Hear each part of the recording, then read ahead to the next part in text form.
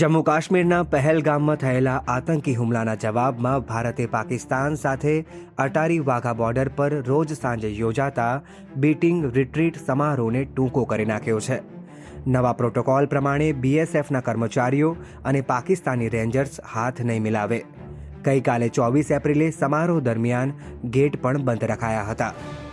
जो पहलगाम में हत्या की गई ये उसकी वजह से ये निर्णय फाइनलाइज किया गया कि ऐसी परेड होगी तो ये संबंध अच्छे नहीं रहेंगे, ये संबंध बिगड़ेंगे. तो इसी वजह से आज गेट भी बंद रखा गया और शिकम भी नहीं किया.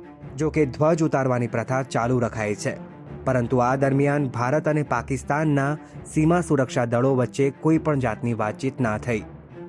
બીટિંગ રિટ્રીટ સમારોહ જોવા રોજ મોટી સંખ્યામાં લોકો આવે છે.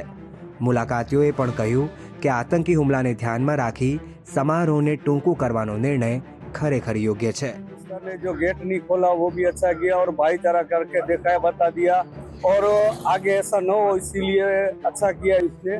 ऐसा उसने विरोध भी दर्शाया. उसने ये हाथ ना मिलाना ठीक है, हाथ न मिलाना है वो ठीक नहीं है, लेकिन हाथ नहीं मिलाना अच्छा है उसके लिए, क्योंकि कल जो परसों जो हुआ हादसा उससे हम भी दुखी है और हिंदुस्तान वालों को हम बोल रहे हैं कि उनको श्रद्धांजलि दे, उनको न्याय मिले.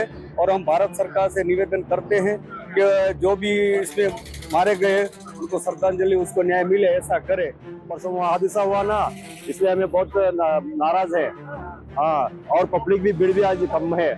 हाँ, नाराज है सब लोग नाराज है. तो हाथ नहीं मिलाए और गेट से खोले. हाँ ठीक है, सरकार का तो फैसला ठीक है. અટારી વાઘા બોર્ડર પર 1959થી દરરોજ સાંજે બીટિંગ રિટ્રીટ સમારોહ યોજાઈ રહ્યો છે.